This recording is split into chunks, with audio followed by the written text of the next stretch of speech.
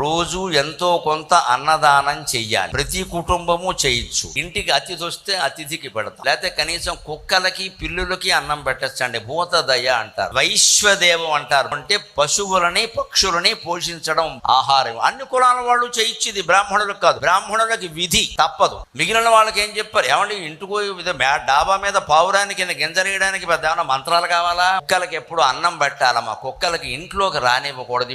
ఏ జంతువుల్ని పోషించాలి, ఏ జంతువుల్ని వ్యతిరేకించాలి. మనం కొట్టక్కర్లేదు, కుక్కని అన్నం పెట్టాలి, పంపేయాలంటే. ఇంటి ముందు గేడు దగ్గర ఇంత మిగిలిన అన్నం అండి అక్కడ పడేస్తే తింటుంది. పైగా కుక్కకి ఎంత అరిగించుకునే శక్తి ఉందంటే దుమ్ములతో ఉన్న అన్నం కూడా దానికి అరుగుతుంది. పిల్లిని ఇంట్లోకి రానివ్వకూడదు. పిల్లి వెంట్రుకలు ఇంట్లో పడితే పిల్లలకి రోగాలు వస్తాయి. దానికి గుమ్మం దగ్గరే పాలు ఇలా ఒక గిన్నెలో పెట్టేయడం పోమండం అంతే. వీటిని పెంచుకోమని చెప్పలేదు అక్కడ, కానీ వాటిని కాపాడాలి. అది మన బాధ్యతగా చూసుకోవాలి. ఎందుకంటే ఈ పక్షుల్ని పశువుల్ని కూడా కాపాడటం కోసమే మనం గృహస్థ ధర్మంలో